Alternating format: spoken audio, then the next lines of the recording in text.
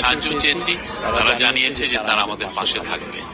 প্রবাসী বাংলাদেশিদের কাছ থেকে, বিশেষ করে জাপানিদের কাছ থেকে উনি অনেক কথা শুনলেন, তাদের অনেক বক্তব্য ছিল, উনি প্রত্যেকটা কথাই শুনেছেন, অনেকে তাকে লিখিতও জানিয়েছেন।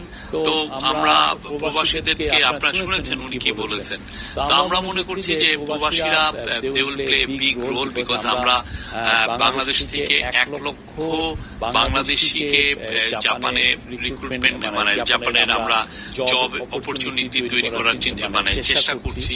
তো সেই জায়গায় প্রবাসীদের একটা বড় রোল আছে, যে তারা এখানে ব্রিজ বিল্ডার, ব্রিজিং হিসাবে কাজ করবে। তারা আসলে জিনিসটাকে আরো বেশি এক্সপেডাইট করার জন্য যথেষ্ট হেল্প করার সুযোগ আছে, এবং অলরেডি আজকে তারা বলেওছে যে এটা নিয়ে কাজ করবে। তারা আরো কিছু কিছু বিষয় বলেছে, আমাদের চিফ অ্যাডভাইজার সবগুলোই শুনেছেন।